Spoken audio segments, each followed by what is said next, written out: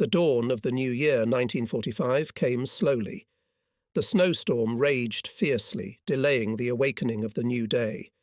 The troops of the 5th Guards Army in the first days of January were preparing for a major offensive operation, which went down in the history of the Great Patriotic War under the name of Vistula-Oder, and which was carried out by the troops of the 1st Belarusian and 1st Ukrainian fronts with the assistance of the troops of the left wing of the 2nd Belarusian front and the right wing of the 4th Ukrainian front. Huge forces of the Red Army were concentrated on the 500-kilometre front. Only in 2 fronts, the 1st Belarusian Marshal Zhukov and the 1st Ukrainian Marshal I.S. Konev, there were 16 armoured and 4 tank armies, 2 air armies, not counting individual tank, mechanised cavalry corps and other special units and formations directly subordinate to the fronts and the Supreme Command. Such a large strategic grouping of our troops has not yet been created on the Soviet-German front for a single offensive operation, and it is not accidental. After all, between the Vistula and the Oder, the Nazis created 7 defensive lines to a depth of 500 kilometres, turning many large cities into fortresses. It was simply impossible to break through such defences with small forces, and our troops managed at the second stage of the operation to provide an average daily advance of 25 kilometres. And of course the combat actions of our regiment in the scale of such a grandiose operation, it is, as they say, a drop in the ocean. But as from small streams form a full-flowing rock, so from private, at first glance, insignificant successes of companies, battalions and regiments in battles with the enemy formed the victorious operations of armies and fronts. On the eve of the offensive commander of our army, General A.S. Zhadov held a meeting with the commanders of divisions and regiments. Our 97th Guards Rifle was represented at this meeting by a new commander, appointed instead of General Antsiferov, who had left for another place of service. Guards, Colonel Anton Prokofievich Garan. In the middle of the large room where we entered stood a massive box with sand, on which, in the appropriate scale, depicted the terrain of the area of the upcoming combat operations of the army with the most important landmarks: cities and towns, railroads and highways, forests and forests. From corner to corner through the entire box, looping, ran a blue ribbon of the Oder, which we had to force. When the commanders reported on the readiness of formations and units for the upcoming offensive, Zhadov listened attentively, only occasionally clarifying individual details. Having made a few remarks to the speakers, he set each compound tasked to break through the enemy defences. After some silence, looking closely at those present, the commander concluded, "Artillery will have to work hard for themselves and for aviation, because according to the prediction of forecasters, the weather will not fly." Late in the evening of January 10th, I received a call from Guards Colonel A.P. Garan and ordered to take the regiment to the line of Mokre-Ziznya by 9 Zakon on January 11th. There was no time left, and I ordered Major Takhmovtsev to send staff officers to the battalions and immediately begin to prepare the march.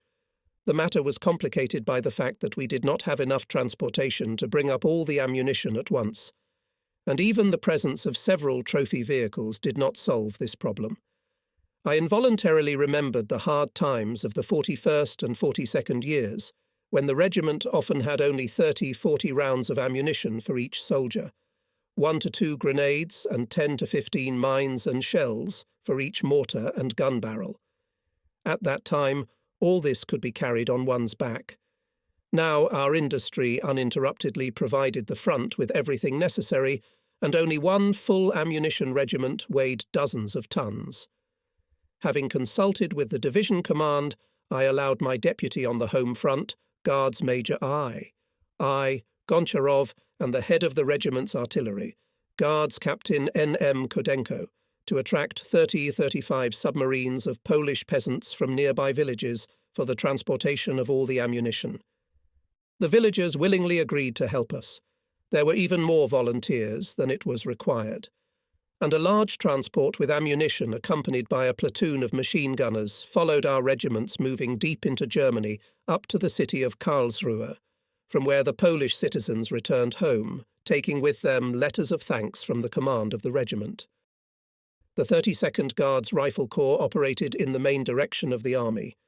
Our division was in the second echelon and had the task to develop the success of the offensive in the direction of Pińczowa. Artillery preparation began on January 12th at 8 on and lasted almost 2 hours. The density of artillery per kilometre of the front was in the strip of the 5th Guards Army 183 barrels. And although low clouds prevented the aviation to support the offensive from the air, the onslaught of the Soviet soldiers was powerful and unstoppable. Forward units by 10-point rows broke through the first line of enemy trenches. Battalions of the regiment moved in the direction of Strzelce, Kuchary.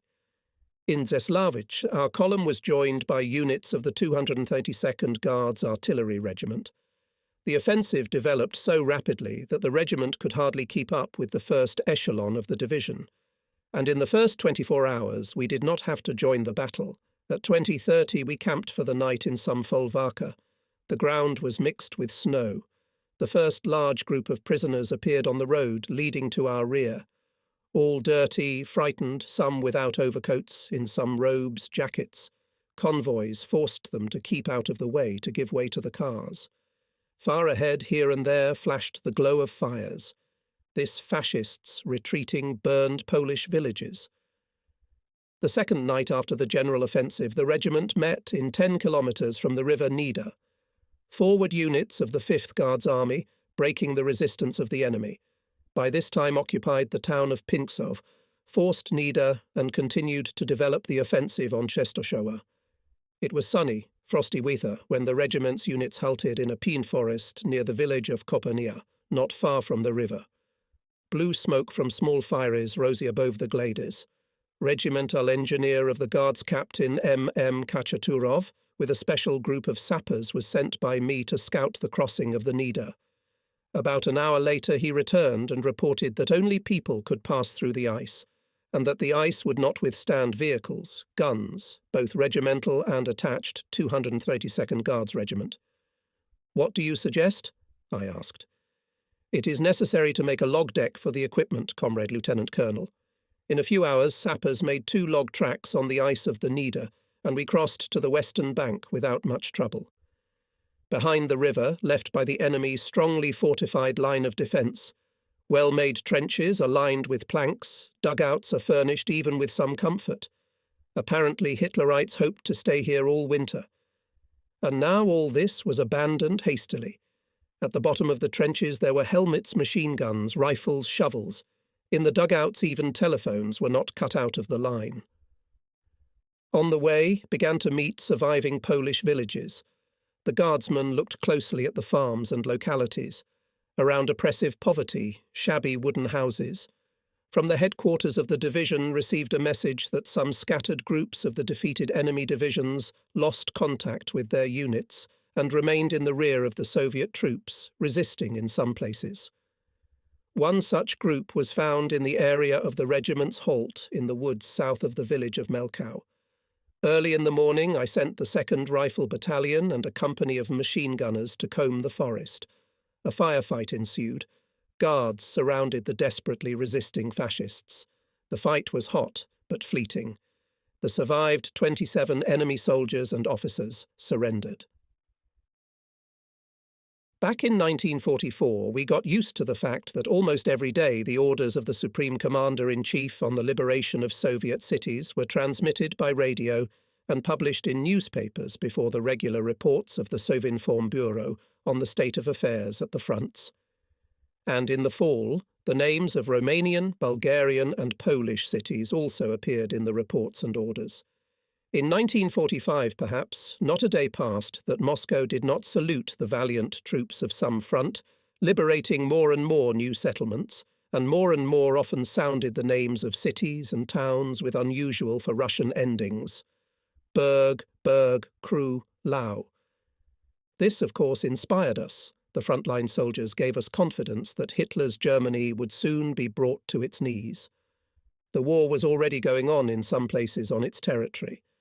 But Poland, Czechoslovakia, Hungary had not been completely liberated yet. On January 17th, our neighbours on the right, troops of the 1st Belarusian Front, together with the 1st Army of the Polish Army, liberated Warsaw.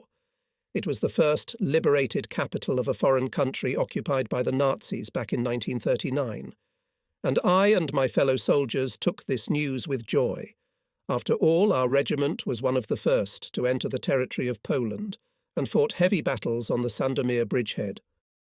And on January 18th, together with other parts of the division, we broke into the city of Czestochowa.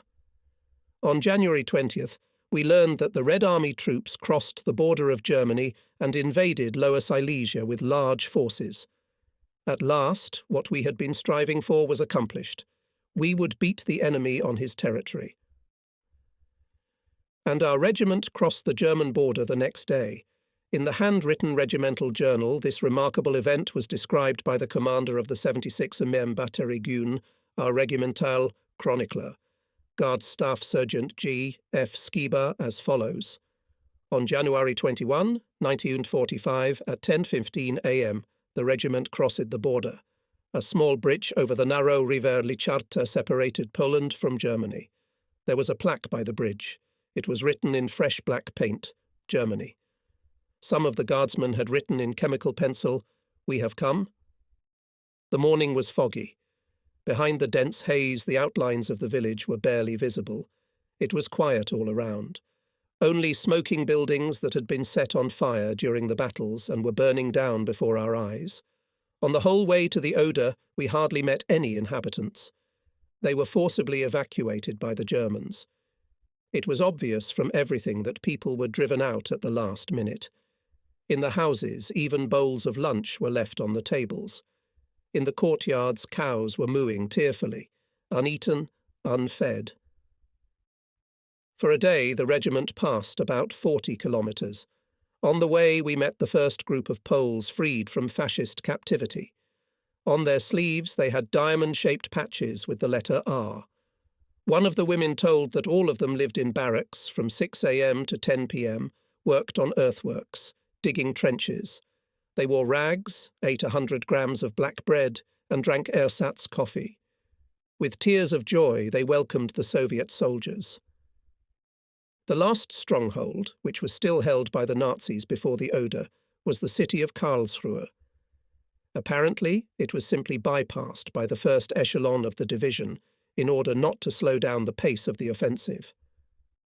On the radio, Guards Colonel Garan ordered me to speed up the movement and seize this settlement with a move, but it failed. Fighting for Karlsruhe lasted almost a day, and the Germans were knocked out of it only by the end of January 22nd. The soldiers and commanders of the 3rd Rifle Battalion were especially distinguished there, who in the night battle cleared from the Nazis almost a third of the city. It was not easy for us to break through the deeply echeloned enemy defences. Only on the 10th day of the offensive, the advanced units of the Corps reached the Oder on the front of Ohlau Brig. Our regiment, as part of the division, reached this boundary in a day, by the end of January 22nd. We began to immediately prepare for forcing the water barrier. It was decided to make a pontoon crossing in the area of Michalwitz. There I sent a group of scouts and sappers under the command of the assistant to the Chief of Staff of the Regiment for Intelligence Guards, Captain Zolotov. The group included Scouts Guards Petty Officer Pridel, Privates Fomin, Basov and others, sappers Senior Sergeant Sanfirov, Privates Stratsyuk and Chumak. At dawn, they approached the Oder. Following Zolotov's group, the 3rd Rifle Battalion stealthily approached the river. The ice on the river was crushed by explosions. On the water, there was a squelch. Therefore, the crossing was fraught with considerable difficulties, especially since the width of the river in this section exceeded 400 metres. Sappers and gunners dragged to the place of crossing everything that was able to hold on the water: logs, boards, doors, gates. When the fighters began to cross, it was already dawn, and the enemy opened mortar and machine gun fire. High columns of water and ice were rising in the air. At 7:30 on January 26th began to force the Oder units of the 3rd Rifle Battalion. Company under the command of A. Prilipko resolutely led the battle for the expansion of the bridgehead, cut into the depth of the enemy defence, making a daring raid on the enemy rear. Guardsmen managed to capture and deliver to the headquarters 23 Hitlerite prisoners. At 12 Uhr on January 26, Oder was crossed by rifle battalions, a company of machine gunners of Captain Koryachko, artillery of the regiment, and the 1st Division of the 282nd Artillery Regiment attached to us.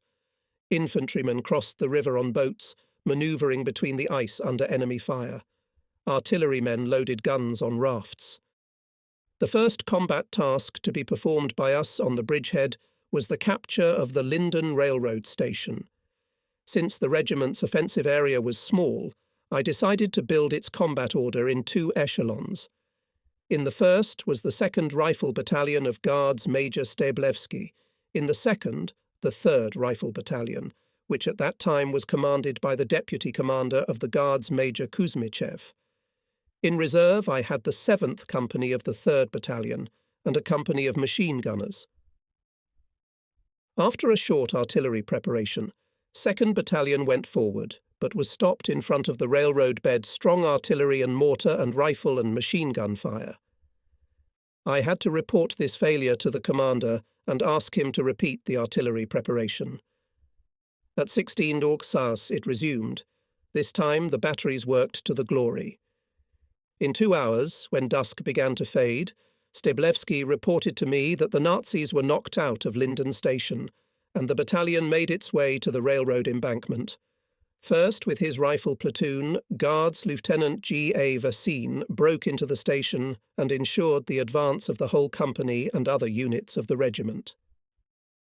The 3rd Battalion entrenched itself behind the canvas to the left of the 2nd Battalion, at the junction with the neighbouring regiment. But it was lagging behind, and our left flank was uncovered. From my experience, already considerable, I knew what trouble it threatens if the enemy bypassed the 3rd Battalion. And the Germans, Offididisimo, decided to do so. As scouts reported to me, to the site of the breakthrough they pulled up to a battalion of infantry, 5 tanks and 7 self-propelled guns, and behind the railroad concentrated up to a dozen armoured personnel carriers with infantry. As I suspected, they managed to bypass the battalion. I decided to counterattack the enemy with the forces of the reserve company and a company of machine gunners to send to the rear of the enemy. By radio, the commander of the 7th Rifle Company was assigned the task and urgently called Captain Koryachko to the CP. Swollen from fast walking, he breathed often and looked tired. Droplets of sweat rolled down the officer's large forehead, which he wiped away with a broad palm. "Karp Dmitrievich, you're hot. Take off your coat," I advised. "I think I will," he agreed. "Now sit down closer to the table." Guards Major Takmovtsev moved a chair to him. I showed the commander of the company of machine gunners the situation on the map and said, "We have consulted with the Chief of Staff and decided to entrust you with a very important and responsible task, to bypass the encroached enemy on the left and strike at him from the rear, and will simultaneously strike from the front. The signal to attack is 2 green flares. What do you say, Karp Dmitrievich?" The captain moved the map to himself, took a pencil, led it along the railroad line, and put a bold dot on it. "Here in this place there is a ravine that runs into a square grove. I think we can use it at night." "Well, go ahead," I agreed. "We're running out of time. If there are no more questions for us, then goodbye." My Chief of Staff and I went out after Koryachko. From the frost and gusty, icy wind, a slight chill ran through my body. Yes, the anxiety for the success of the case planned for the night crawled coldly into the soul. No sooner had we returned to the CP, as the communicator reported to me, "The commander demands you." I went to the machine. "How is the behaviour of the invading enemy?" Cold voice asked Colonel Garin. "It's still quiet. I decided to counterattack him at dawn, from the front with a reserve company, and from the rear with machine guns." "Good. Good decision. Report to me on the progress of the battle." I radioed Major Kuzmichev and informed him about Captain Koryachko's raid. It pleased the deputy commander. Dawn was approaching, and there was still no report from Koryatko.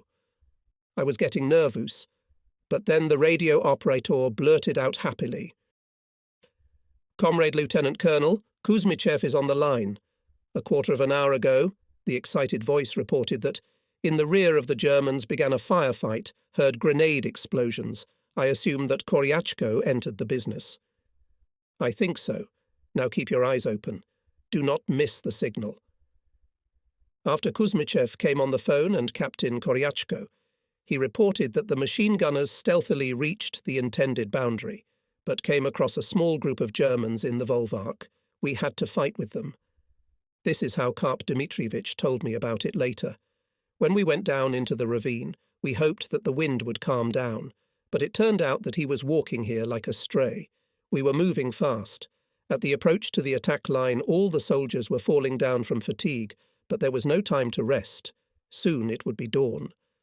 The advanced patrol, headed by Scout Pochinko, approached the last house, but then our fighters were detected by a German sentry. He managed to shoot before he was captured by the scouts. Fascists began to jump out of the houses, some in their underwear. We opened fire, killed all of them. How many, I didn't count. I gave 2 green rockets and led my men to attack the German position, which was only 200 metres away. Our sudden blow from the rear caused confusion among the Nazis, and Heer and the 7th Company attacked the enemy from the front. Hitlerites soon came to their senses, began to fight back with fire, but it was too late. Part of them escaped. The left flank company of the 3rd Battalion took part in the counterattack against the invading enemy. In this battle, the commander of the mortar calculation of the Guards Senior Sergeant V. Afanasiev acted perfectly. 20-year-old Komsomol member, a native of Vologda, was of medium height, with a curly blonde hair, a savvy, cheerful guy. His calculation aptly smashed the enemy. Afanasiev was awarded the Order of Glory, First Class. I contacted the division commander, reported the situation. When I finished the report, Anton Prokofievich asked, "What do you intend to do now?" "I will continue the offensive." "Good, go ahead." And on Captain Koryatko, formalize the submission to the title of Hero of the Soviet Union. More than once I have already mentioned the commander of the company of machine gunners, Guards Captain Karp Dmitrievich Koryatko. This brave officer had a difficult fate. Before the war, he graduated from the Agricultural College, worked as a land surveyor in the collective farm and MTS, then was drafted into the army, served on the border with Romania, studied at the regimental school. At 4 a.m. on June 22nd, the cadets were raised on alarm. A Romanian regiment crossed the border, and Karp Koryatko, together with all, went into the first battle. The attack of the Romanians' Red Army repulsed. But then began heavy days of retreat. In the Crimea, Koryatko was wounded, got into an encirclement, but together with a group of fighters broke out of it. Through Perekop, fighters sneaked into the southern steppes of Ukraine, then to Poltava. There Karp and his comrades joined a partisan detachment, and when the Red Army came, won there, Koryatko was appointed platoon commander in the company of machine gunners of our regiment, and a few months later he took over the company. Karp Dmitrievich lives now in Poltava, actively participates in military patriotic education of youth. Meanwhile, the 2nd Rifle Battalion combed the grove southwest of Linden Station and secured itself on the edge of the forest. The 3rd Rifle Battalion went to the right flank and continued to advance westward. The enemy was retreating to the area of the village of Rosenhain. I sent there a reconnaissance group consisting of 2 platoons of machine gunners and a platoon of pole reconnaissance. There the reconnaissance group came across Hitlerites. A firefight ensued, as a result of which several enemy soldiers were killed and 2 captured. Scouts Guards Senior Sergeants P.S. Migun, A.M. Yazov, Guards Privates Ya.L. Sterpun, I.A. Katan, penetrated further into the rear of the enemy. Soon appeared 2 German vehicles with infantry and a tractor with a gun on the trailer. Our fighters decided to ambush them. From both sides of the road on the Hitlerites were opened fire from automatic rifles. In a few minutes, everything was smoked. The trophies of the guardsmen were 2 cars and a tractor. For resourcefulness and courage shown in this fight, all 4 scouts were awarded the Order of Glory, First Class. For 2 days, in the regiment added at once 5 full holders of this combat soldier's order. Very rich in events front biography of the commander of the scouting squad, Guards Staff Sergeant Peter Semenovich Migun, a former collective farmer from the Khabarovsk region. Where only he did not fight, starting from 41st, he defended Odessa and Sevastopol, being a Red Fleet on the cruiser, Chervona Ukrusha. In Crimea he fought as a marine infantryman near Kirovograd. He beat Hitlerites from Maxim, on the Dnieper from automatic rifle, and on the Polish and German land he became a commander of the scouting department. In addition to the Order of Glory of all 3 degrees, Peter Migun was awarded the Order of the Red Star. Overcoming the resistance of the enemy, the regiment took Rosenhain on January 27th. The Germans could not accept the loss of this settlement, and in the evening of the same day, 2 battalions of infantry supported by 25 tanks went into counterattack. The situation was serious, and if not for the accurate fire of artillery, men and mortars, the regiment would have had a hard time. Artillery officers K.S. Kudov, I.K. Koroshun, I.M. Lazarev showed high fire skill. The soldiers of the 2nd Battery of the 222nd Artillery Regiment, commanded by Guards Senior Lieutenant Zai P. Frolov, hit 6 tanks. For the second time, mortars of 120 mm Battery of Guards.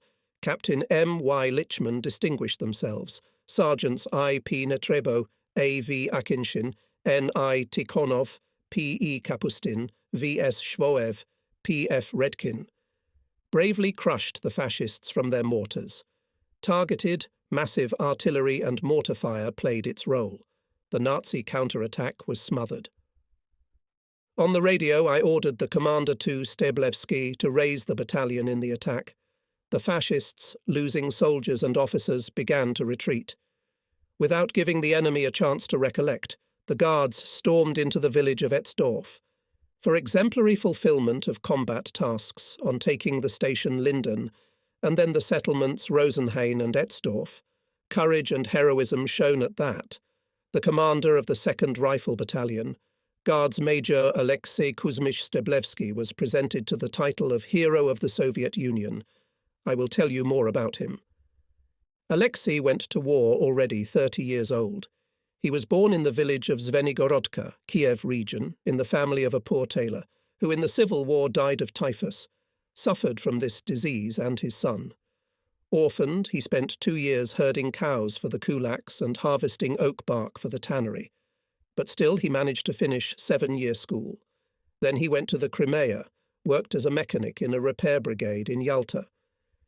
In 1933, Steblevsky was drafted into the army. He graduated from the regimental and in 1940 Border Guard School, became a junior lieutenant and served at a border guard post in the Crimea. It was here that the Patriotic War caught him. He fought near Moscow, got into an encirclement near Vyazma, led to his group of 15 people with weapons. Alexei was appointed a platoon commander in a reconnaissance company. Then he headed a separate motorized reconnaissance company. At Rzhev, Steblevsky was seriously wounded. He was treated in Sverdlovsk. Then he finished the courses of improvement of command staff and got into the 97th Guards Division when we were fighting at the Kursk Bulgy. There he was assigned to our regiment. In 43rd, he was accepted into the party. And now he had been commanding a battalion for almost 2 years. And how he fought. On the western bank of the Oder bravely fought, and gun commander Guards Staff, Sergeant Ivan Ivanovich Marinich, awarded by that time the Order of Patriotic War 2 degree and Glory 2 and 3 degree. For 3 days of fighting, he and his squad destroyed 5 enemy tanks, 1 self-propelled vehicle, 2 machine guns, personally took 2 Hitlerites prisoner. For these feats he, as well as the commander of the company of machine gunners K.D. Koryachko and Combat 2 A. K.K. Steblevsky, was presented to the title of Hero of the Soviet Union. Ivan Ivanovich Marinich was a native of Kazakhstan. Since childhood he learned hard peasant labour, then, when the family moved to Karaganda, began to work at the factory. The guy was drafted into the army in July 1941, but it so happened that only 2 years later he got to the front, to our regiment. And immediately he distinguished himself in the battles at the Kursk-Bulge as a gunner. Then, at the end of the war, he became a member of the party. These 3 guardsmen of our regiment, Koryachko, Steblevsky and Marinich, were awarded the title of Hero of the Soviet Union after the victory in June 1945. A.K. Steblevsky lives now in Lvov, and I, Maripich, in Frunze. At the same time, I was awarded the title of Hero of the Soviet Union. But the presentation on me went later, in April, after the regiment successfully forced the Neisse River and broke through the deeply echeloned enemy defence on its western bank, north of the city of Moscow. The first in the division forced the Spree River and came to the Elbe. We will talk about these battles ahead. In those January days, the machine gunner Red Army soldier S.I. Klevnyuk became famous for the whole division. From his Maxim, he repelled 6 fierce enemy attacks, destroyed 3 machine gun crews, killed the servants of the anti-tank gun. The political department of the division issued a leaflet about the feat of courageous machine gunner. In the battle for Etzdorf, bravely fought as a partisan of the 4th Rifle Company, Guards Lieutenant K.I. Moiseyev. His platoon was one of the first to break into the village. The communist went ahead, dragging the fighters behind him. Not once Moiseyev had to lie down behind the machine gun to engage in hand-to-hand combat. The Order of Lenin marked the feat of the company party leader. We all received with great enthusiasm the news that the troops of the Second Belarusian Front reached the Baltic Sea coast and cut off East Prussia from the central regions of Germany. And not just cut off, but completed the encirclement of a large group of Hitler's troops in this citadel of militarism. In order to consolidate the successes achieved, the division commander in the morning of January 28th introduced the 292nd Guards Rifle Regiment into the battle from the second echelon. The division had to seize the railroad stations and the towns of Ohlau, Vils, Mansdorf. During the offensive battles in Germany, the Soviet troops more and more often began to make detour maneuvers to go to the rear of the enemy, and has already told about the night raid into the rear of the enemy under the Station Linden Company of Automatic Rifleman Guards Captain Koryachko. A day later, he distinguished himself again, having bypassed with his company a group of Hitlerites from the rear and attacked it. The strike of the machine gunners on the enemy was so unexpected and overwhelming that the survivors of 65 German soldiers laid down their arms and surrendered.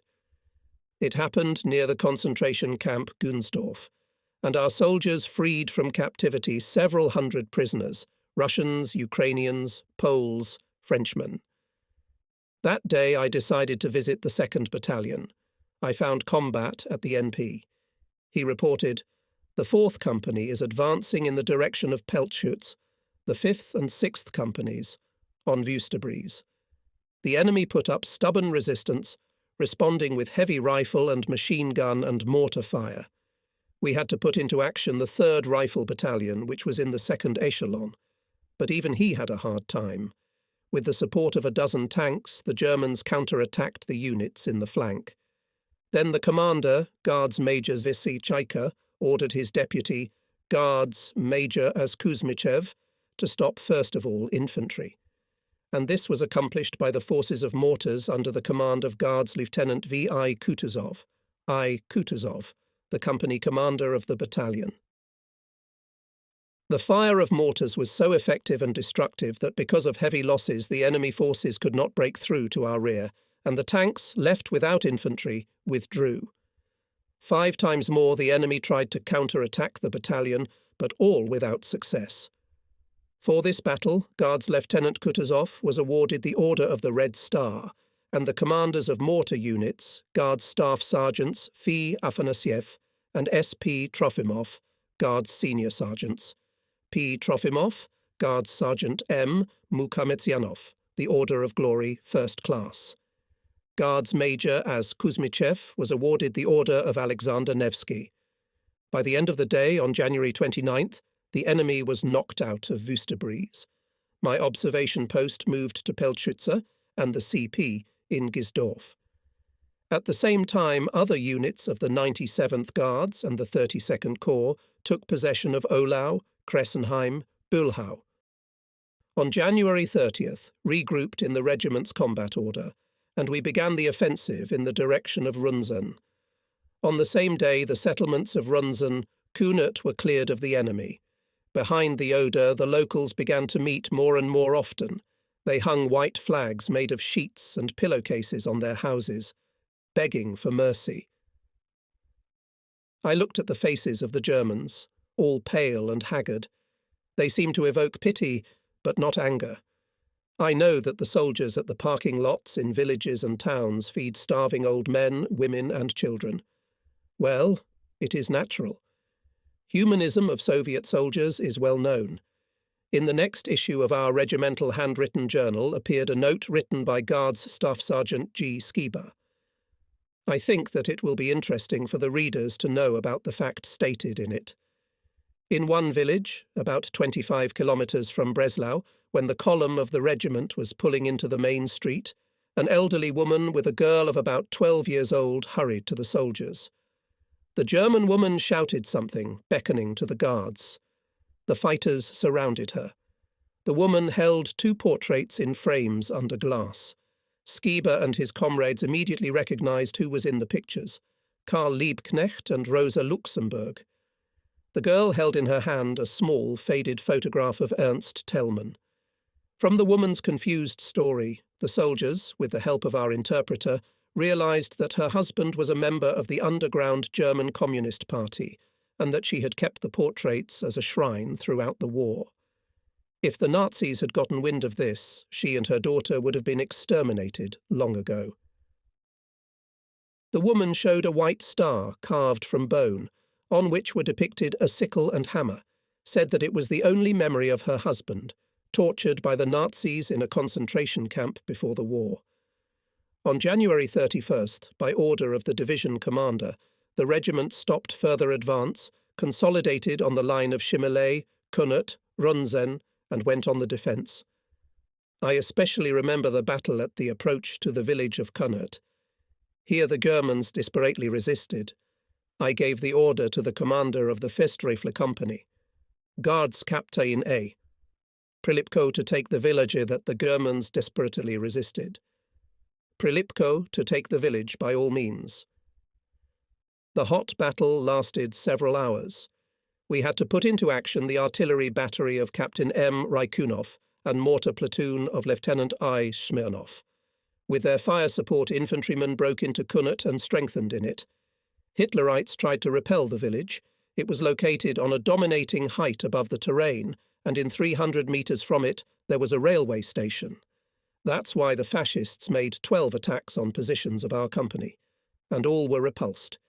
In these battles distinguished themselves and the communicators of our regiment: Radio Platoon Commander Lieutenant I, Gorobets, Junior Sergeant N.G., Sikev, Red Army T.I. Galchenko, A.F. Kovtun. More and more often, our guardsmen had to fight hard in populated areas. Indispensable in such cases were light 40 Karpiatki, anti-tank guns, which successfully suppressed enemy firing points located in basements, house windows, attics. In the battles for Heinsdorf, the gun of the battery's Commissar of the Guards Senior Sergeant Pukliakov was attached to a rifle company commanded by Officer Baranov. When the soldiers of the group of guards, Petty Officer Pridella, discovered 3 enemy fire points from the attic of a 2-story house, they accurately marked their location with rockets. Using this target designation, Pukliakov's team destroyed all 3 firing points with accurate fire.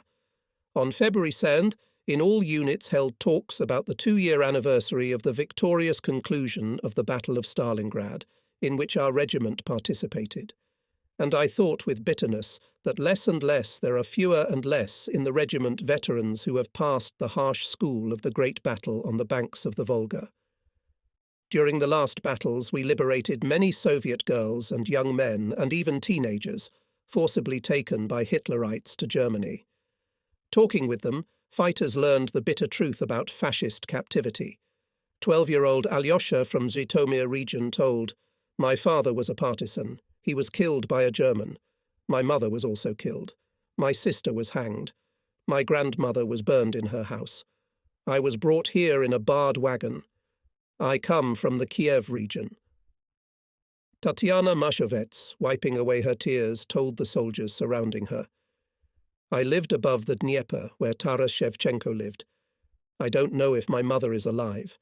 How many tears I cried for her." She trustingly put the tattered notebook in the hands of Guards Staff Sergeant G. Skiba. He with great difficulty made out the poems written in Ukrainian, apparently, furtively and hastily. They were excited and sincere, coming from the heart, bitter and sad, with a longing for the unforgettable Batkivshchina, and at the very end of the notebook there was, "Written during imprisonment in Germany in the town of Ogdiave, in the camp Messper, October 1944, T. Mashovek." February 3rd, the enemy, concentrating up to 2 regiments of infantry, giving them about 50 tanks, moved in a counterattack on the positions of the 97th Guards Rifle Division. The thinned fighting order of our regiment was attacked by a battalion of infantry supported by tanks. There was a fierce battle, as a result of which Hitlerites managed to squeeze the 3rd Rifle Battalion and return the village of Shimilei. At 19:30 I received a report about it. I had to think how to repel the German village. I knew that the division commander for the withdrawal of the battalion, though forced, will not pat the head. Guards Major Chaika reported to me that the losses in the battalion are relatively small, but people are exhausted, and ammunition is tight. I consulted with Vasily Vasilyevich Takhmovtsev and Ivan Efimovich Poltorak. The Chief of Staff suggested to immediately counterattack Hitlerites in Shimilei by forces of the 2nd Rifle Battalion, being in the 2nd Echelon and Regimental Reserve, a company of machine gunners. While the Germans have not strengthened in the village, we will strike Yuri Andreevich, he argued. The deputy commander was of a different opinion. He believed that the battle in the darkness will not bring us success, only people lost, caught in the fire of the Germans, who have probably already managed to create in the stone buildings machine gun points. "In my opinion, it is necessary to conduct reconnaissance at night," said Poltorak, "and at dawn to attack the enemy, preliminarily suppressing his fire points. It seemed to me that there is no reason to postpone the battle until morning. The Germans can really overnight greatly strengthen the defence of Shimilei, and to throw all available forces of the 2nd Echelon and reserve in a counterattack is hardly advisable. Anything can happen in battle. If the Nazis manage to squeeze our 3rd Battalion, then where is the guarantee that they will not be able to do it on the site of the battalion of the neighbouring regiment?" I outlined these arguments to Takhmovtsev and Poltorak and offered them this option: counterattack to begin at 24:00 after a 10-minute artillery bombardment of the eastern outskirts of the village, where apparently will be concentrated enemy firepower. Let from the front of the 5th Rifle Company, which will mark the attack, but do not get into the way, and the 4th Company should attack the Germans in the flank from the south. Company Otto Matichikov, bypassing Shimilei from the north. Simultaneously with the 4th Company will attack the Nazis from the rear. Captain Koryachko learned to do it well, I added. Zampolit agreed with my battle plan, but the Chief of Staff defended his opinion. Of course, I could just stop the debate, using the power of the commander, command Vasily Vasilyevich, to formalize my decision with a combat order, and that, as they say, put an end to it. But I realized that in such a case, in the soul of my battle companion and closest assistant, would remain resentment. Therefore, I once again justified my arguments, and, going to meet the Chief of Staff, moved the beginning of the counterattack 2 hours earlier at 22:00. I will not describe this night battle. I will only say that by 23 Uhr the enemy was knocked out of Schimmerley. On the streets of the village the Germans left many dead soldiers and officers. 2 prisoners were captured. The 2nd Battalion took up the defence along the western edge. We could assume that the enemy will not accept the failure and will again try to attack our fighting order. Our assumptions were confirmed. By evening, the enemy moved to the positions of the 2nd Battalion up to 300 infantry, which was supported by fire artillery, mortars, and 6 self-propelled guns. But the counterattack was repulsed. And in total that evening and on the night of February 5th, the soldiers of the battalion and the company of automatic riflemen thrown to help him repelled 8 enemy strikes. At one moment of the battle, the machine gunners met with the Nazis hand to hand. A young fighter, Guards Private V. Mikitin, who had already distinguished himself in battles and was awarded the Order of Glory of the 3 degree, fought with several Hitlerites who were attacking him. Suddenly he noticed that the platoon commander, Guards Senior Lieutenant A.G. Evstratov, was wounded, and 5 Nazis were running towards him. Without hesitation, the fighter rushed to the rescue of his commander. Mikitin arrived in time. One German was already a few steps away from Evstratov. With the butt of the automatic rifle, our fighter knocked down the fascist, but he fell with him. This saved him at that moment. A machine gun line passed over Nikitin's head. The guardsmen continued to fight with 4 other Hitlerites. When comrades arrived, they found Nikitin dead next to the wounded officer saved by him, and near found 5 enemy corpses. A leaflet issued in the regiment told about the feat of Guards Private V. Mikitin. But even in the afternoon, the enemy did not calm down. Combat 2. Stablewski reported to me by phone that the Hitlerites, with the strength of up to a battalion with the support of 15 self-propelled guns, broke through at the junction of his battalion and the battalion of the neighbouring 292nd Guards Rifle Regiment, holding the defence to the right. Captain Radchenko's battery is fighting in the semicircle, Stablewski said in conclusion. Hold on, combat. I will help with artillery fire, and Chaika will come to the rescue. Before I could say this, as the connection was interrupted, whether the line was broken or Stablewski moved away from the machine. Takmovtsev stood next to me and heard everything. His wide, thick, dark eyebrows moved to the bridge of his nose. There is a smell of trouble, he said anxiously. Vasily Vasilyevich, give me the map. Chief of Staff unfolded the map and marked with a pencil the place of the German breakthrough. Allow me, Yuri Andreevich, sneak to Stablewski. We'll decide with him on the spot what to do next. All right. Take a squad of machine gunners, a radio operator, and hurry up, and I'll set a task for Chaika. Takmovtsev left the control room, and at that time the communicator reported to me that at the apparatus Combat 3. I picked up the phone, explained the situation to the major, and ordered him to attack the enemy broke through in the flank. Take into account, I said to Chaika, your blow should be unexpected for the Germans. You will be supported by mortars Shakin and Kutuzov. And at this time, batteries of Captain Radchenko repelled 2 attacks of Hitlerites and did not let themselves be surrounded. Having regrouped, the fascists attacked the battery for the 3rd time. The positions of artillerymen were shelled by self-propelled guns of Germans. They continued to fight back, but there were fewer and fewer men. On one of the guns, the commander of the firing platoon, Guards Lieutenant Mikhail Vlasov, acted as a loader. He managed to hit a self-propelled gun, but was also hit by a shell splinter. The battery commander saw 3 enemy self-propelled guns rushing towards the gun from which Vlasov was firing. But the gun was silent. The captain, without thinking, rushed to it. His face was stung by splashes of frozen earth, and he ran as hard as he could. Not far away, the burst of an enemy shell made him throw himself to the ground, but he immediately jumped up and made a last throw. Grabbing a shell from the box and loading the cannon, he, still out of breath, shouted imperiously to the gunner, "Farafonov, hit the front caterpillar!" Guards Private G.N. Farafonov fired 2 shells in a row and unwound the track of the self-propelled gun. The gunner of the other gun, Guards Sergeant Avetisian, shot down another self-propelled gun. But our 2 guns were also out of action. The artillerymen, heated up by the fierce battle, did not notice how Captain Radchenko was killed by shrapnel. We buried Iosif Davidovich. Radchenko with all military honours on the southwestern outskirts of Olau.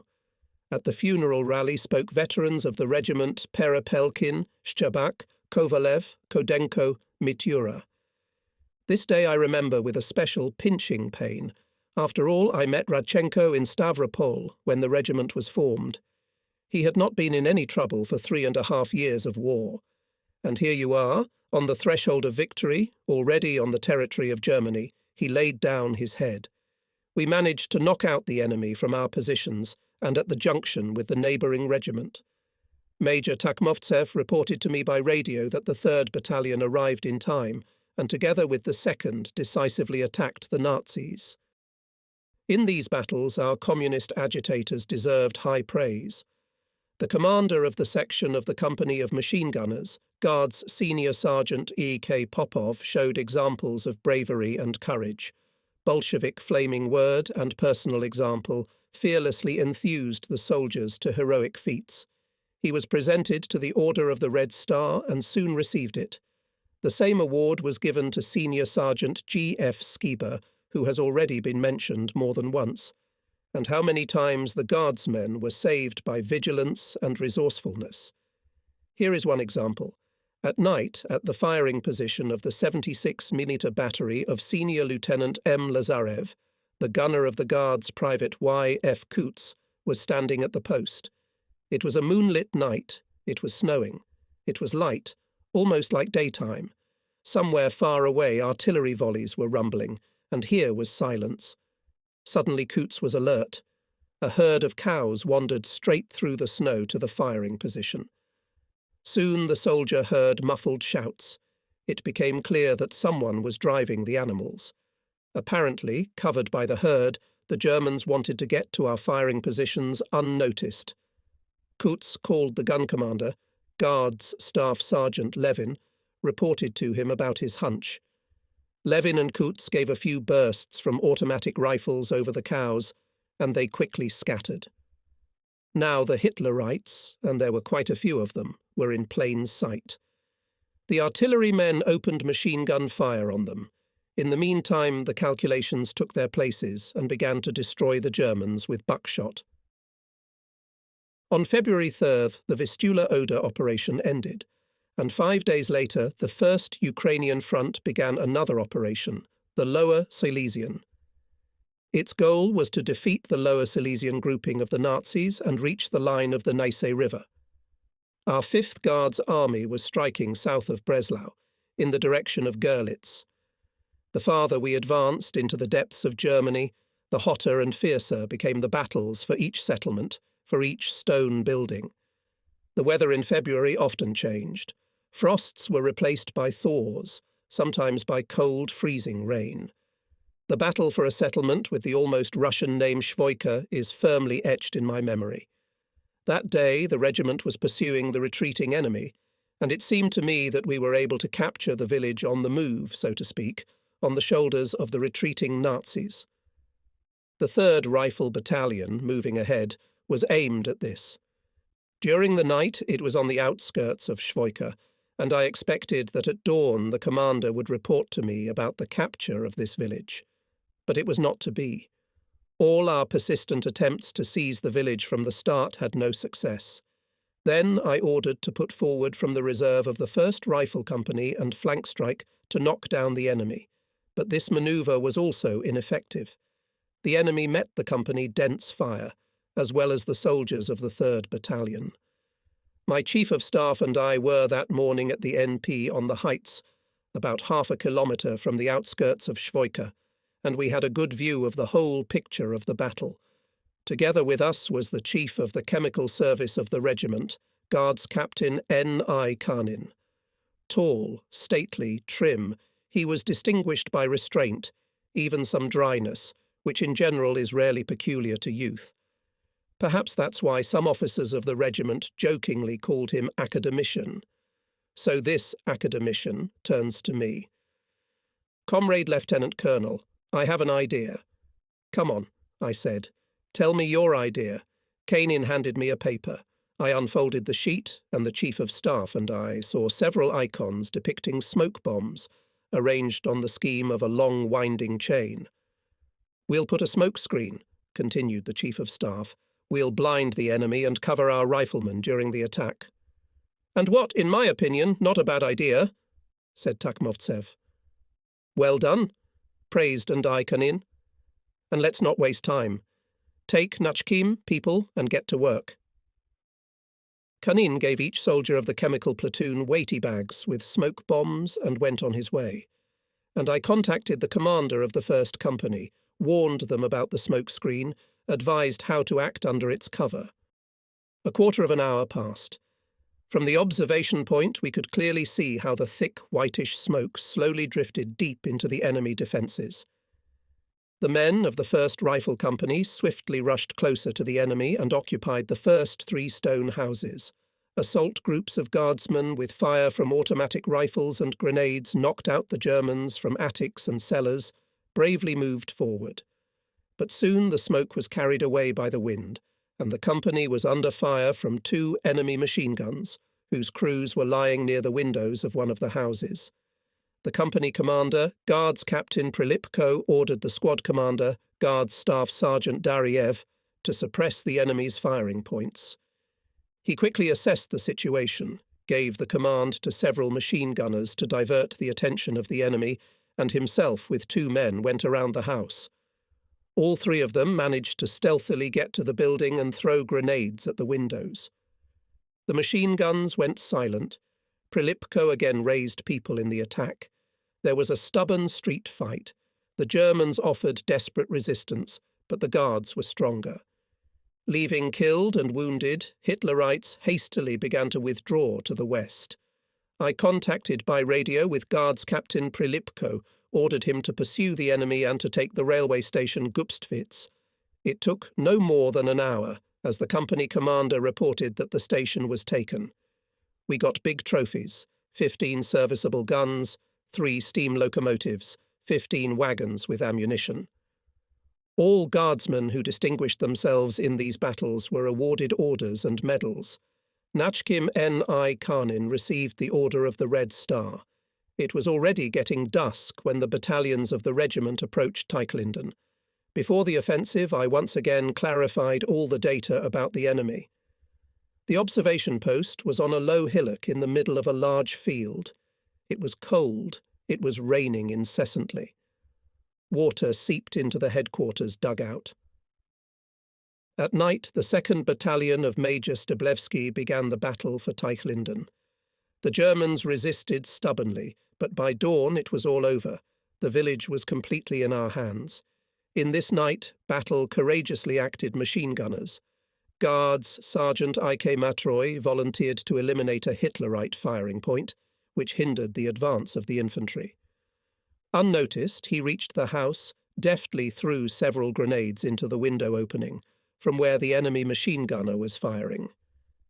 Taking advantage of the night darkness, a group of machine gunners led by Guards Sergeant I.G. Goroshko sneaked into the rear of the enemy and defeated the enemy column, which was on its way to reinforce the garrison of Teichlinden. Both sergeants were awarded the Order of Glory First Class. 2 more full holders of this order became in the regiment. In February, we learned about the Crimean Conference of the heads of government of the USSR, the United States and Great Britain. Newspapers with the message about this event were brought to the regiment headquarters by our regimental agitator, Senior Lieutenant Arsenti Korobko. He reported on the form and handed me Pravda and Red Star. The official communiqué, signed by Stalin, Roosevelt and Churchill, said that they considered and determined the military plans of the 3 Allied powers for the final defeat of the common enemy. It was also stated that our unyielding goal is the destruction of German militarism and Nazism and the creation of a guarantee that Germany will never again be in a position to disturb the peace of the world. I read these phrases and say to Poltorak, "Here, Ivan Yefimovitch, how the Allies have spoken." And where were they for 3 years, when we were alone and retreating from the Germans, and beat them? "But they still opened the second front, Yuri Andreevich," objected Deputy Commander, "and now they are advancing." "What kind of an offensive?" Vasily Vasilievich Takhmovtsev intervened in the conversation. "For 9 months have not yet reached the Rhine, but from the English Channel to him in a straight line of 300 kilometres, no more. They, during this time, and had time to drapan from the Krauts in the Ardennes, inserted his word and Korobko. We'll live, we'll see how the Americans and British will continue to fight." I tried to summarize this conversation. "One thing I know for sure, we will enter Berlin first. We can't do otherwise." Of course, we could not know then that at the request of Roosevelt and Churchill, Stalin agreed at the conference in Yalta for the Soviet Union to enter the war against Japan in 2 to 3 months after the end of the war in Europe. Not so long ago, I had a chance to vacation in the Crimea and visit the very Livadia Palace, where the meeting of the Big Three took place. And I remembered how more than 40 years ago we discussed in a good burgher's house in a German town the results of this significant event. The battalions, in relentless pursuit of the enemy, occupied one village after another. From the day of forcing the Oder, the Poli had already been engaged in continuous fighting for 3 weeks. On February 17th, the 3rd Rifle Battalion occupied the town of Nignitz, and the 2nd Rifle Battalion captured the village of Linz. Even earlier, on February 14th, the encirclement of the fortress city of Breslau was completed. It is known that there were created 2 rings of encirclement, inner and outer. Our division fought in the outer ring. The 289th Guards Rifle Regiment blocked the highway Breslau, Berlin.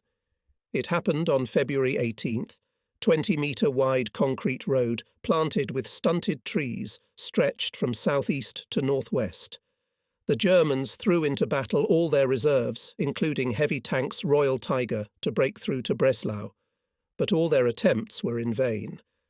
At the site of our regiment, skillfully dealt with the Tiger's soldiers attached to us, 104th Separate Fighter Anti-Tank Artillery Division of Guards Major I.D. Rudenko. Only for 1 day it destroyed up to 20 enemy tanks. 4 days we stood on this line, repulsing Hitlerite attacks, and on the eve of the 27th anniversary of the Red Army the regiment was ordered to move to Kosendau. Here we met the holiday. At the rally the festive order of the Supreme Commander-in-Chief with congratulations and wishes of victory over the hated enemy was announced. Speakers at the rally were Guards Major I. E. Poltorak, who had just received another combat award, the Order of the Red Banner, Guards Sergeant A. I. Berezhnoy, Chief of Artillery of the regiment, Guards Captain P. F. Sushko and others. In their speeches, the Guards recalled the way passed by the regiment, noted that the birthday of the Red Army is celebrated in the very den of the fascist beast, and promised to fight as before, courageously, decisively and skillfully. And on February 26th, offensive battles began again. The regiment was ordered to capture the village of Wilmansdorf. The 3rd Rifle Battalion was to attack it from the north, and the 2nd Rifle Battalion from the west. By 15 Neokhu, the 7th and 8th Companies came close to the outskirts of the village. An hour later began the attack companies of the 2nd Battalion. The enemy stubbornly resisted, conducted heavy rifle and machine gun fire, hit by direct fire from self-propelled guns and tanks. Only late in the evening we managed to capture about 20 houses and clear from the enemy part of the neighbourhoods up to the fork of the road. Further, we could not advance. On the night of February 27, the Germans made an attempt to encircle and destroy our units in Wilmansdorf. About 200 Hitlerites, supported by 6 tanks, went on the attack. Their blow was repulsed. 3 tanks were destroyed by artillerymen of our regimental battery. But the enemy did not calm down. Having lost the night battle, he decided to resume attacks in the daylight. From the regiment's CP was clearly visible, as from the south to Wilmersdorf moved 4 vehicles with infantry and 10 tanks. What to do? Wait for the Nazis to pull into the village and stop them there, or try to meet them on the march, putting into action their reserve. After a short reflection, I decided to favour the first option. And here's why. It is unlikely that the reserve would have time to move to a line convenient for meeting the enemy.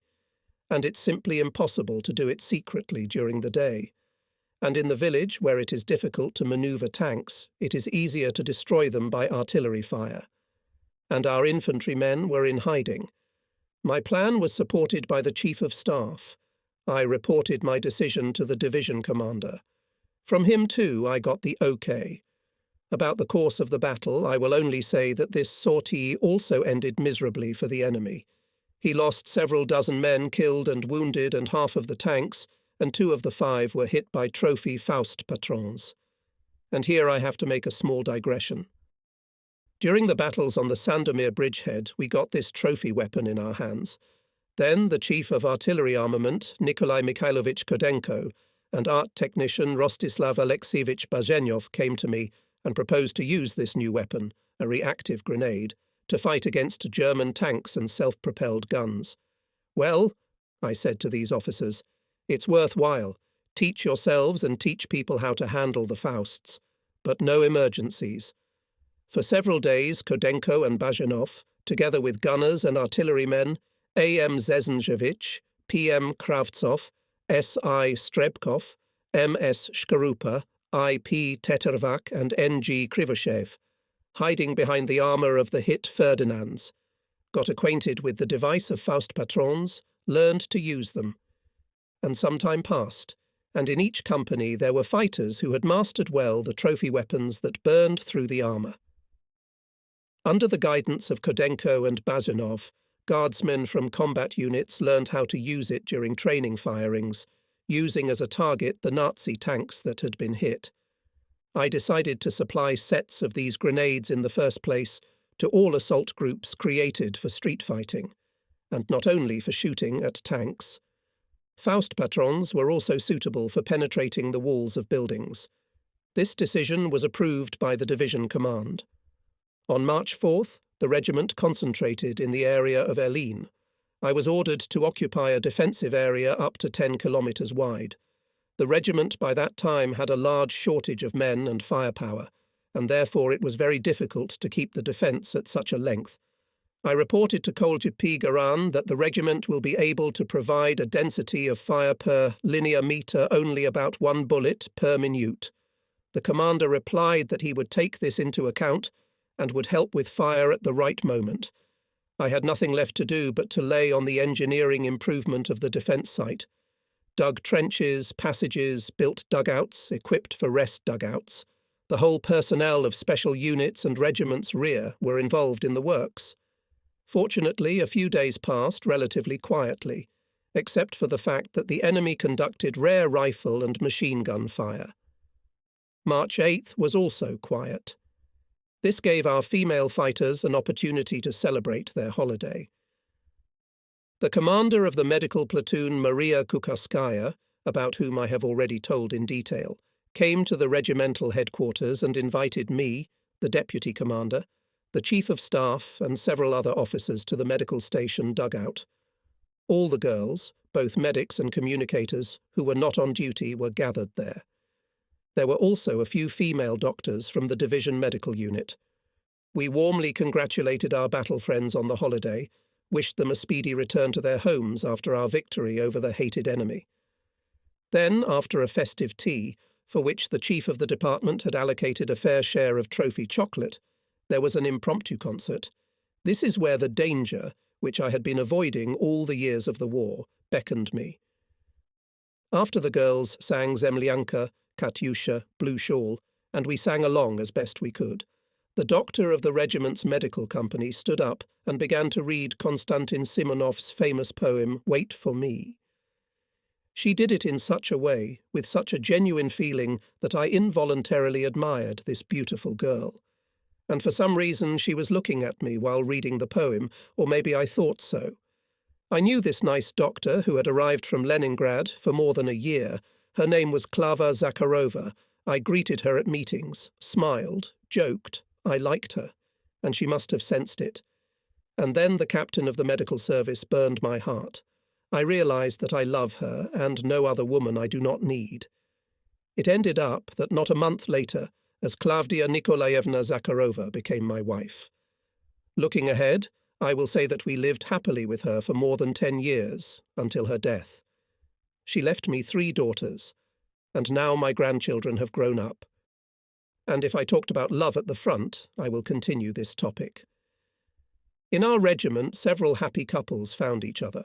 The first, if the reader remembers, were the commander of the sanitary platoon, Guards Petty Officer Maria Kukarskaya, and the deputy commander of the machine gun company, Guards Senior Lieutenant Nikolai Smirnov.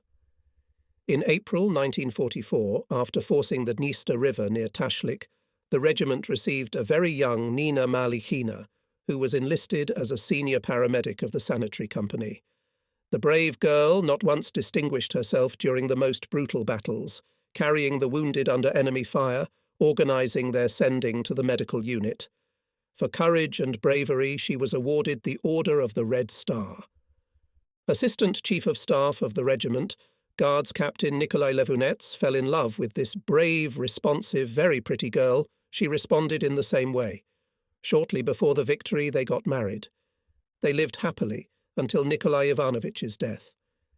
They have 2 children, 3 grandchildren, one of whom is graduating from military school and will follow in the footsteps of the grandfather frontline soldier.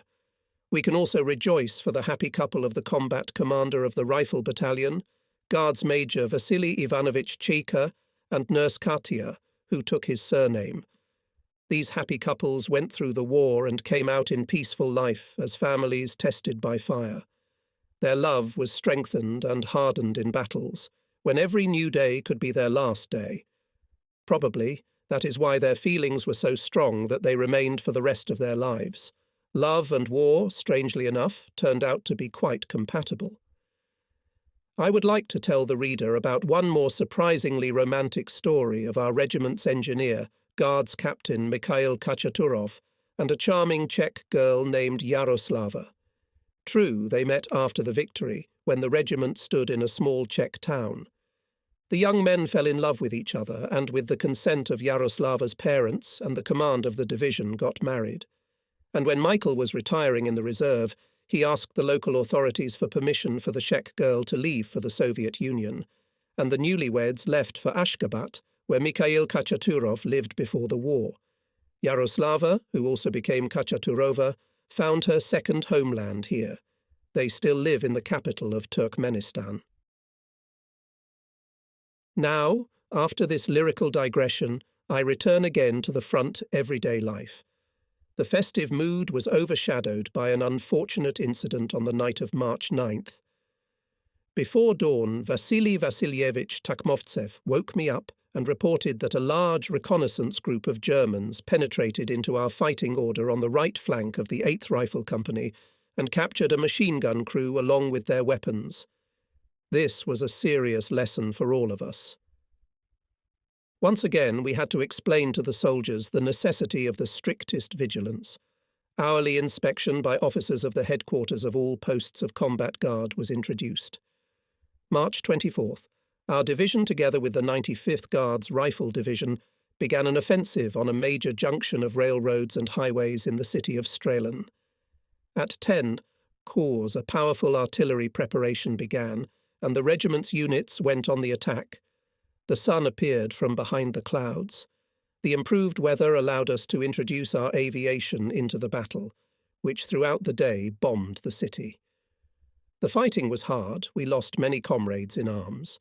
But in 24 hours the town of Strelin was taken. Together with the regiment artillerymen of the 202nd Guards Artillery. Regiment of Guards Major I.G. Rozanov acted perfectly. I will note, by the way, that on April 10th he was awarded the title of Hero of the Soviet Union. I heartily congratulated Ivan Grigorievich, and he in turn congratulated me on the award of the Second Order of the Red Banner. It was the 6th and last combat order awarded to me at the front. On the same day, it became known that our troops stormed the fortress city of Königsberg. And on the Baltic coast, after the troops of the 2nd Belarusian, came the soldiers of the 3rd Belarusian. The situation of fascist Germany became catastrophic. While still on the march, I received an order from the commander to stop in the area of Maschenau. On the night of April 13th, Colonel Garin arrived at the regiment and ordered in his presence to conduct a regimental tactical exercise on the theme, forcing all units of the Regiment of the Water Frontier. The exercise, as close as possible to the combat situation, was held on the River Beaver. The commander was satisfied with the actions of battalions, but for the fact that special units at the crossing did not meet the time, I was reprimanded. We knew that there would be decisive offensive battles and prepared for them with all seriousness. Party political work was actively carried out. The number of communists and Komsomol members increased. In the battalions were created full-blooded party organizations. In our regiment, they numbered up to 40-50 people. In each company and battery were also created party organizations numbering 6 to 10 members and candidates for membership in the All-Union Communist Party. The political department of the division held a 2-day seminar of leaders of primary party organizations, and the secretary of the party bureau of the regiment, Major Borozanets, gathered company party leaders and thoroughly instructed them. Comsorg, platoon agitators and other activists were also assigned specific tasks. On April 16th, the Berlin Offensive Operation, the final strategic operation of the Great Patriotic War, began. It was carried out by the forces of the 1st and 2nd Belarusian fronts, the 1st Ukrainian front, the 1st and 2nd armies of the Polish army. We, the ordinary participants of this gigantic battle, which ended 23 days later with unconditional surrender of Germany, were not aware of the idea of the whole operation nor of its grandiose scope. It was after the war, when I studied at the Frunze Military Academy, I learned what force was concentrated on the Berlin direction: 2.5 million soldiers, about 42,000 guns and mortars, more than 6,250 tanks and SAU, 7,500 combat aircraft. So among this armada, our rifle regiment occupied some, maybe hundredths of a percent. But is everything on the front measured by percentages, and human lives, and the blood and pain of the wounded and maimed? The 5th Guards Army was advancing in the first echelon in the direction of the main blow of the front in order to reach the Elbe near Torgau, to separate the southern Dresden grouping of the enemy from the northern Berlin, and thus to create conditions for the destruction of these groups separately. And our corps was in the first echelon. It was defined a strip of breakthrough of the enemy defence width of only 2 kilometres. That's for 2 divisions. This is what density of troops could provide the Soviet command during this final operation. To put it bluntly, this has never happened in the war. But the task was complicated by the fact that the offensive had to begin with forcing the Neisse River, and with this difficult task, after the most powerful artillery and aviation preparation, the divisions of the first echelon coped. We crossed the river by built crossings, by assault bridges, and in some places by pre-explored fords. A thick smoke screen was placed over the riverbed, covering the troops from enemy observation. The regiment concentrated in the forest northeast of Kebeln. Here I received the order to engage and occupy the height of 136.3. We managed to fulfill this combat task. The height was taken on the move. However, in one day we had to repel 16 enemy counterattacks. I had never seen such a thing during all the years of war. Hitlerites were climbing and climbing on the height, not counting with losses. But we stood our ground and moved on. The regiment broke through the deeply echeloned enemy defence north of the town of Muskau. Developing success, we took more than 30 settlements, including powerful enemy defence nodes Jultendorf, Fakockenberg, and Ubigu. During the offensive in the area east of Mulkwitz, our column encountered a retreating group of Germans who fired on us. In the fight that ensued, part of the Nazis were destroyed, 20 were taken prisoner, and the rest fled indiscriminately. Our trophies, 3 machine guns, 30 rifles, and more than 20 Faustpatrons. By 13 Uris on April 17th, the regiment reached the Spree River in the area north of Sprewitz. True, in doing so, we had to beat the Germans out of the settlement Halbendorf. The commander of the rifle squad, Guards Senior Sergeant V.D. Volkov, was the first to break into the village, threw grenades at the basement of the house where the machine gun crew was sheltering, and thus ensured the successful development of the attack of his company. For this feat, he was awarded the Order of Glory, first degree. The battle was hot, ammunition of cartridges and grenades were used up quickly. We had to equip a cart with ammunition. It was headed by the commander of the supply platoon of the 3rd Battalion, Communist Guards Petty Officer Ibrahim Kurbanov. And when the cart pulled into the settlement, it was suddenly attacked by Hitlerites who came from nowhere. The petty officer was not confused. He and 5 travelling soldiers opened fire with automatic rifles, threw grenades at the Nazis. Under the cover of artillery, fire began the construction of the crossing over the Spree. Together with the regimental sappers worked and the men of the sapper battalion of the division. In the area of the crossing, the enemy was firing artillery, but the engineering work was not interrupted for an hour, and the crossing was built in due time. The night of April 19th came. Under cover of darkness, we had to force the river. In the headquarters of the regiment, located in a dilapidated folwark, the order of overcoming the water obstacle was clarified. When about an hour was left before the forcing began, Guards Major Takmovtsev came into my room. "Everything is ready, Yuri Andreevich," he reported. "Unit commanders are instructed. Pontooners in place. Signals clarified." "Good, Vasily Vasilyevich. Is it quiet on the West Bank?" "So far, the Germans have been quiet. On the Oder and Neisse was also all quiet until we did not start the crossing. Entered into conversation Deputy Regimental Commander I. Poltorak. And then, remember how tight we had until we did not get a foothold on the bridgehead? I have no doubt that even here on the Spree the Germans will resist desperately." I agreed. "After all, Berlin stands on this river." At 2 Sato, as it was stipulated by the order, the 1st Battalion of the regiment began to move on 2 pontoon bridges. The night was dark, the clouds covered the stars, and the Germans discovered our fighters when the advanced assault groups had already come almost close to the water's edge. They opened machine gun fire, but it was too late. With shouts of "Hurrah!" Guardsmen rushed to the coastal shoal and fought with the enemy hand to hand. From the command and observation post of the regiment, equipped on the eastern shore, on a hill near the crossing, were visible only the strokes of tracer bullets and bursts of mines and shells. Soon Vasily Ivanovich Chaika reported by radio that the Germans were knocked out of the 1st and 2nd trenches. And at this time, on the left bank, rushed other units of the regiment, attached to us tanks and artillery. Contrary to our fears, the enemy this time offered less stubborn resistance than when forcing the Oder and Neisse.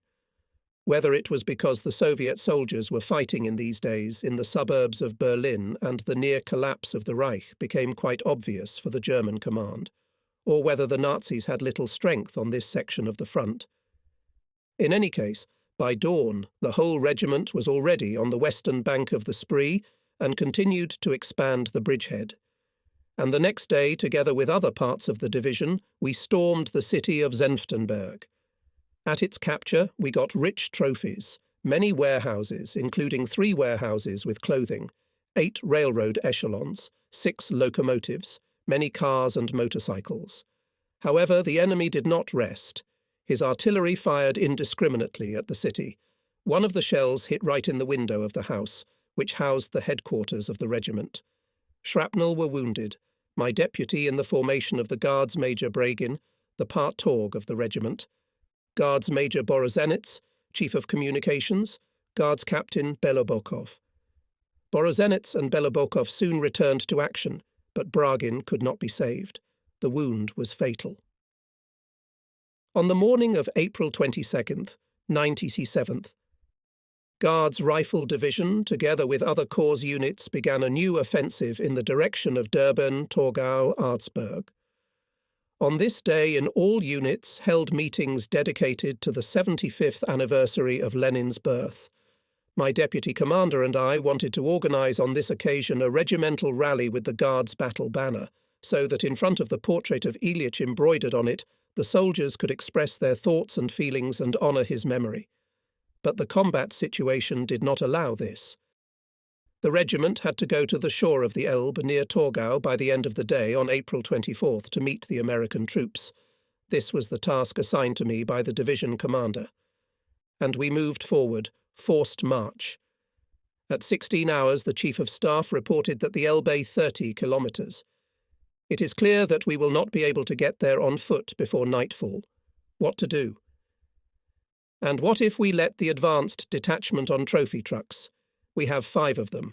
About 100 people in them will enter, suggested Major Takhmovtsev. I agree. Here you will lead this detachment, Vasily Vassilievich, I told him. Make up a combat calculation and take an artillery battery on the Mektiaga just in case. 2 hours later, Chief of Staff informed me by radio that the detachment came to the Elbe at Torgau, but our allies on the west bank of the river did not appear. At 22:30, I reported to the division commander that the regiment arrived in the specified area. Americans something delayed, Comrade Colonel, I added. On the left bank of the Elbe not a light, quiet all around. The regiment rest, ordered the commander. The morning is wiser in the evening, but I didn't have to rest for a long time. At the beginning of the 3rd I was called to the phone. In 2 hours raise the regiment Naumenko, came the familiar voice of Colonel Garan. Received a new task. We are here to replace the division Rusakov, and we go to Dresden. The route of the regiment will indicate the division headquarters in an hour. It was a pity, of course, that we did not manage to meet the Americans. After all, our regiment was the first in the division to reach the Elbe. But what can you do? An order is an order. And at dawn we were on the march again, and the first to meet with the reconnaissance group of the 69th Infantry Division of the U.S. Army were the soldiers of the 173rd Guards Rifle Regiment of the 58th Guards Rifle Division of the 34th Guards Corps of our army. It happened in the middle of the day on April 25th. 2 days later, the order of the Supreme Commander-in-Chief, No. 346, was transmitted by radio, which said, "The troops of the 1st Ukrainian Front and the Anglo-American troops allied to us, by blows from the east and west, split the front of the German troops, and on April 25th, at 13:30 minutes, joined in the centre of Germany, near the city of Torgau. Thus, the German troops in northern Germany cut off from the German troops in the southern parts of Germany." In honour of this historic event, Moscow saluted with 24 artillery salvos from 324 guns. The soldiers of the 289th Guards Rifle Regiment, with good reason, could consider that this salute in the capital of our motherland had a direct and immediate relation to them.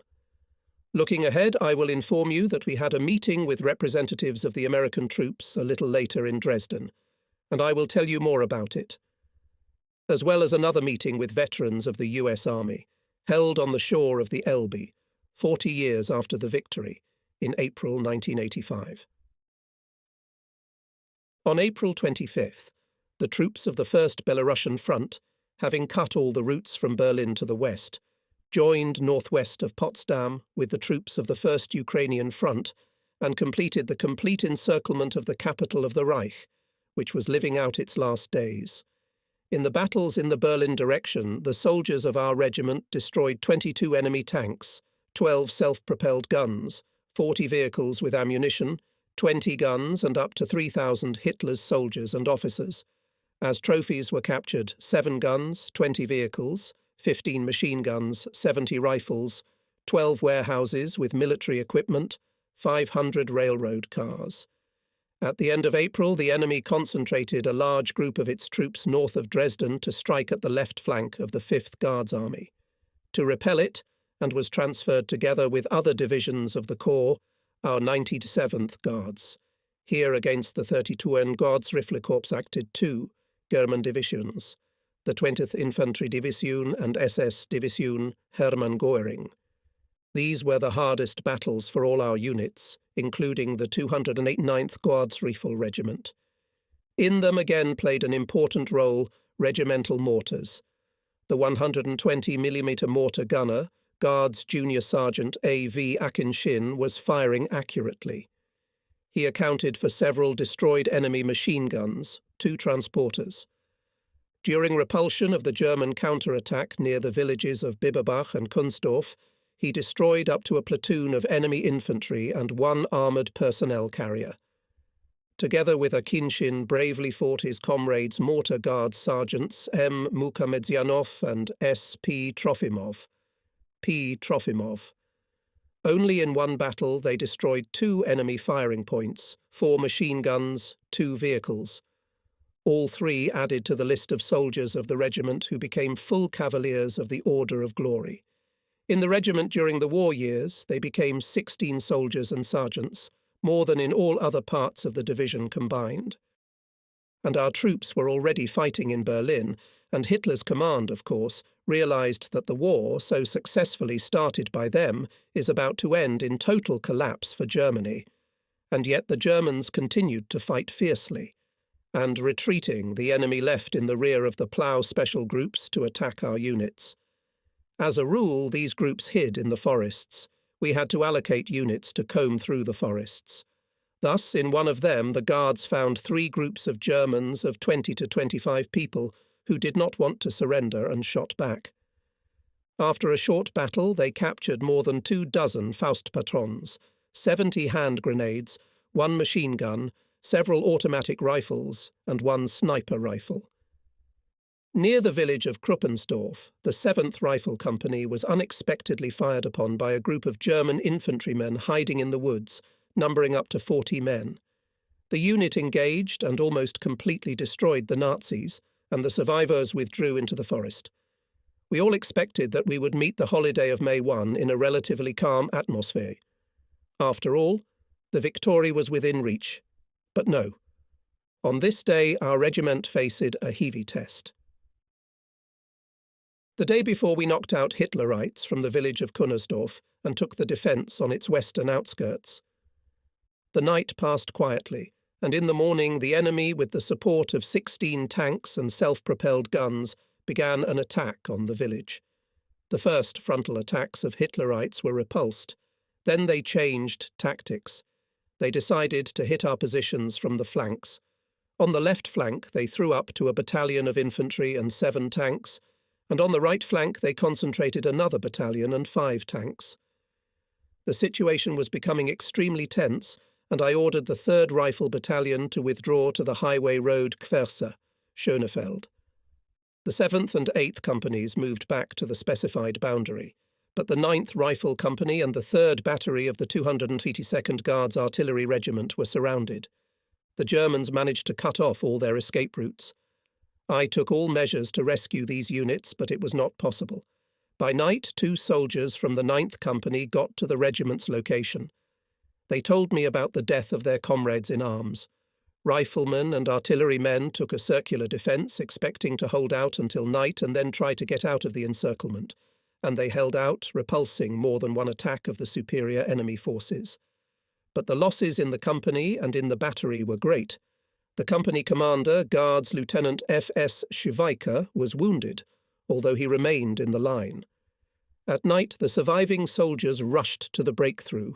The soldiers fought selflessly, and they managed to push the Hitlerites, even to break out on the highway, but here they came under a strong fire of enemy tanks and infantry. It was one of the most tragic combat episodes in our regiment, and it was especially hard for all of us that it happened just a few days before the victory. It is still bitter to remember about it. But this hard and tragic for us day ended on a joyful note. By evening, the news spread that the victory banner had been flying over the Reichstag for almost a day. We knew, of course, that brutal battles had been going on for several days in surrounded Berlin, but frankly speaking, we did not expect them to end so quickly. and on the evening of May 2nd, Colonel Garan called me. "Yuri Andreevich!" Anton Prokofyevich shouted joyfully into the receiver. "I have just been informed. The garrison of Berlin capitulated. Announce it to the soldiers." "Yes, comrade Colonel. I'll send control officers to the companies and batteries right away. Thank you for the good news." And in a quarter of an hour, spontaneous rallies broke out in all units of the regiment, despite the late hour. Soldiers, sergeants, officers shouted, "Hurrah!" and some, the most zealous, even fired red rockets. We had to intervene and stop this illumination, so as not to demask our positions. The commander also informed me that the regimental agitator Arsenti Korobko had been awarded the Order of Patriotic War of the First Degree, and that he had been promoted to the rank of captain. I heartily congratulated this brave, enterprising political worker on the award, and gave him new field epaulettes with 4 stars. On May 3rd, after artillery preparation with the support of 6 T-34 tanks, we went on the offensive in the direction of Ponichow. Guardsmen went on the attack with redoubled energy and indomitable desire to avenge the hated enemy for the death of their comrades from the 9th Company. Despite the desperate resistance of the Nazis, the regiment's units broke into the village and engaged in street fighting. 4 hours later, Ponichow was completely cleared of the enemy. This was the last battle of the 289th Guards Rifle Regiment. In the evening, I received a call from the division commander Anton Prokofyevich Garan. He ordered to transfer the defence area to the 41st Rifle Regiment of the 13th Guards Rifle Division, and to withdraw the regiment to the area of the town of Ortrand by 6 Poingsaum on May 4th. There were concentrating parts of our division for the offensive on Dresden. On May 7th, the regiment left Ortrand and arrived in Berwald. It was only 15 kilometres to Dresden. This major industrial and cultural centre of Germany, with a fight, took over on May 8 units of the 5th Guards Army operating in the first echelon, including our 32nd Guards Corps of Lieutenant General A.I. Rodimtsev. The 289th Rifle Regiment was intended for a different task. I received orders from the commander to bring the regiment into Dresden and take under guard all buildings of historical value, including the half-destroyed architectural ensemble Zwinger, where the world-famous art gallery used to be located. Canvases from it were later discovered by our troops, and after restoration by Soviet specialists were returned to the German people. On the same day, I was appointed military commandant of the city. 8. Dresden, we received good news, by the decree of the Presidium of the Supreme Soviet of the USSR. For bravery and courage shown in the battles on the Oder bridgehead, the 289th Guards Vistula Rifle Regiment was awarded the Order of Kutuzov the Third Degree. On this occasion, rallies were held in all units, at which the soldiers expressed their gratitude to the party and the government for the high appreciation of their military deeds.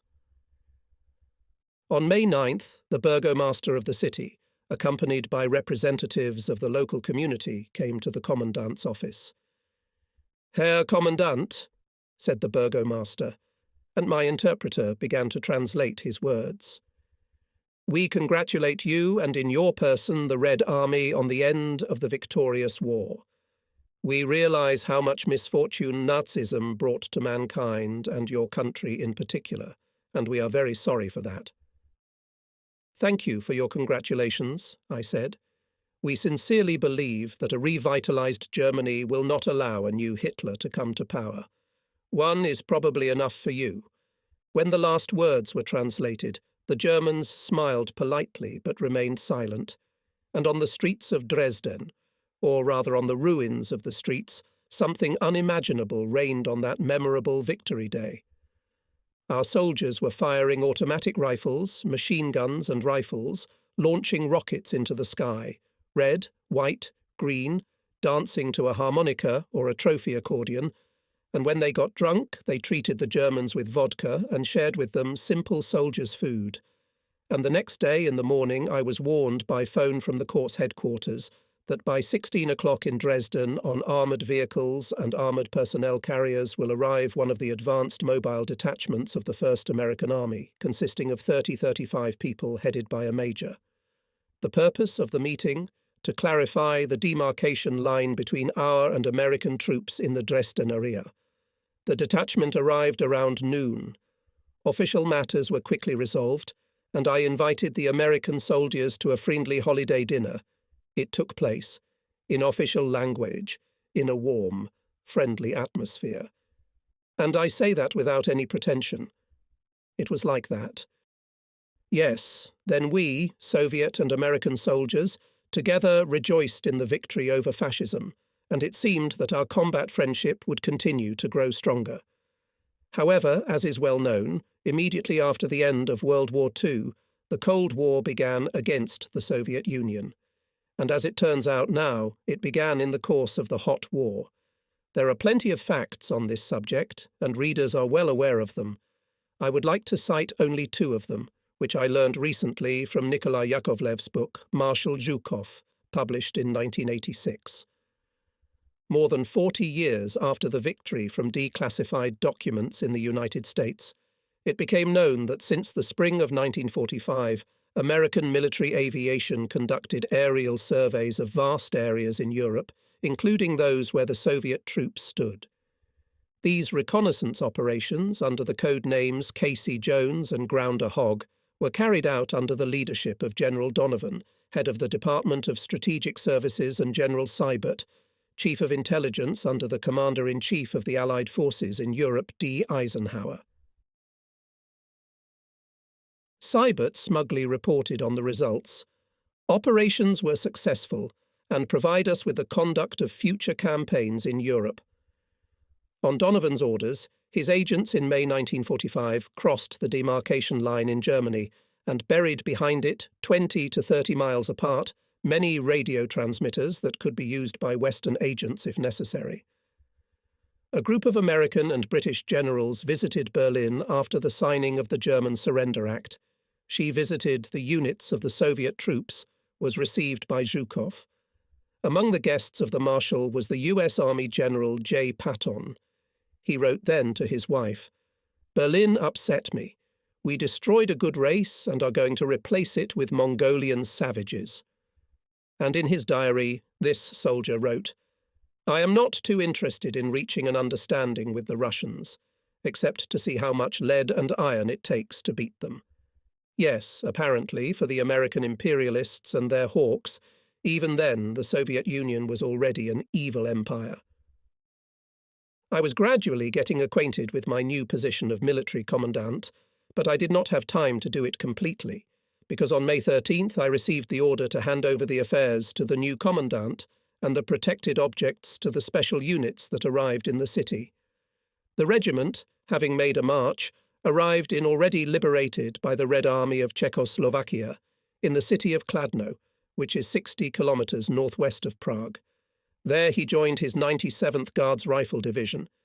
Here I had the second meeting with my brother Nikolai, whom we saw on the eve of the new 1945 year.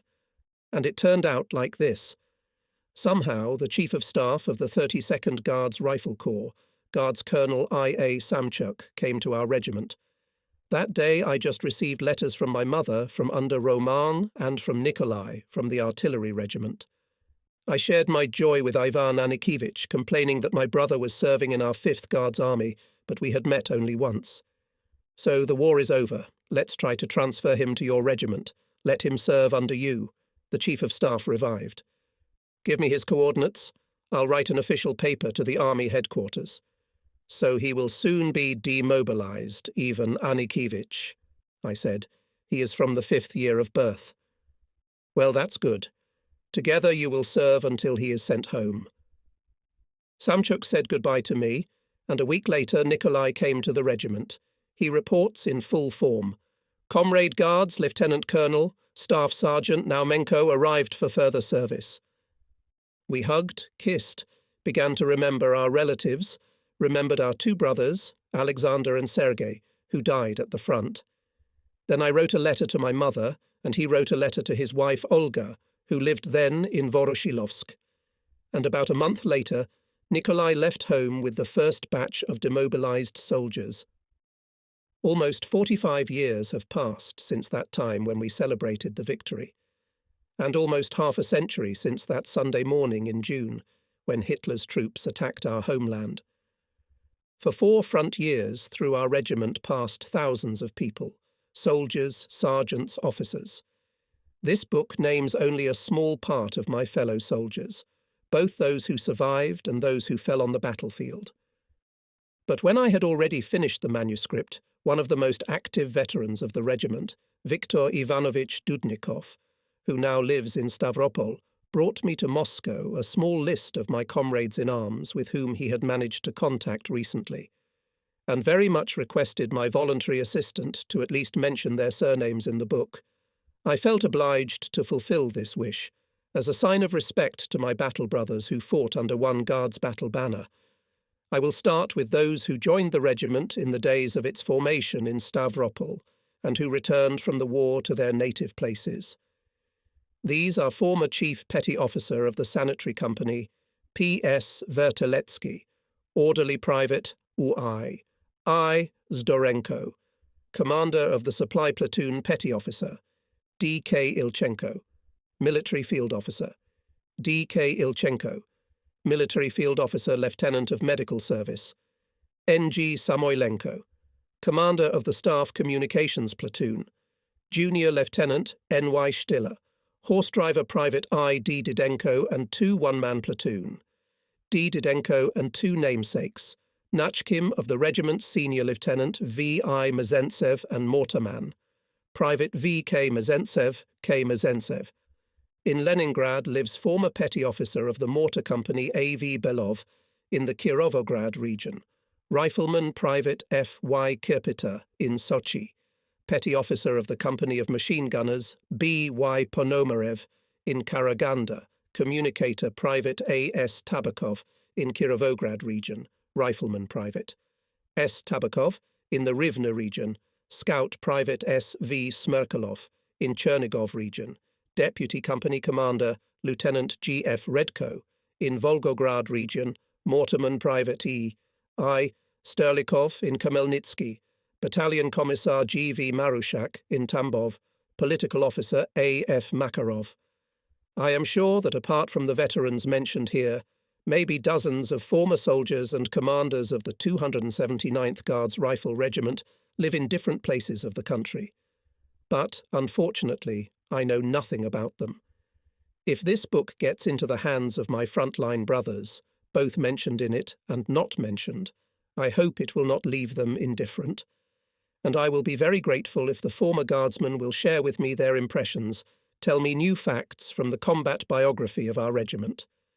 I would like to conclude this last chapter with this 8 verses. The war has died down. It has already become a long history. But it won't let go anxious memory of a fighter. From landmines and mines we cleared our neighbourhoods, but what kind of sapper to mine our hearts? I think that both I and my fellow soldiers can ask this far from rhetorical question with good reason, following the poet frontline soldier Viktor Koketkov.